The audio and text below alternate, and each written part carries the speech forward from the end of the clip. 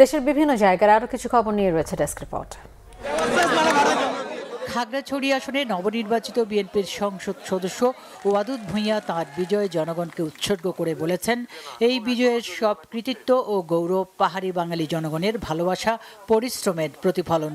সকাল থেকে জেলার বিভিন্ন জায়গা থেকে হাজারো পাহাড়ি বাঙালি ওয়াদুদ ভূঁইয়ার সাথে দেখা করতে জেলা শহরের কলাবাগানের বৈঠকে উপস্থিত হন।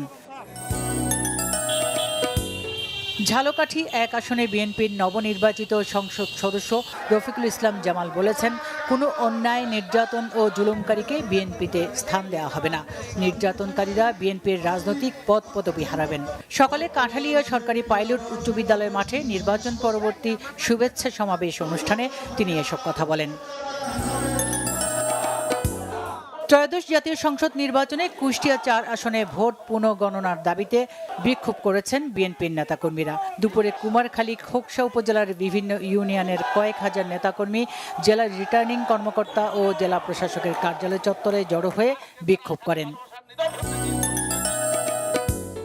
সাবেক প্রধানমন্ত্রী বেগম খালেদা জিয়ার রুহের মাগফিরাত কামনা এবং নির্বাচনে বিএনপির নিরঙ্কুশ বিজয়ে দোয়া মাহফিল করেছে জাতীয়তাবাদী সামাজিক সাংস্কৃতিক সংস্থা জাসাসের মানিকগঞ্জ জেলা শাখা। সকালে দলীয় কার্যালয়ে অনুষ্ঠানে প্রধান অতিথি ছিলেন জেলা বিএনপির আহ্বায়ক কমিটির সদস্য পিপি নূর তাজ আলম বাহার।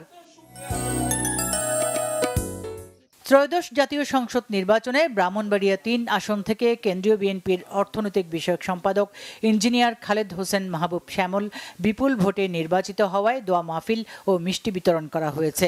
শুক্রবার রাতে রিয়াদ প্রবাসী জেলা যুবদলের সাধারণ সম্পাদক সানাউল্লাহ আপন দোয়া মাহফিলের আয়োজন করেন।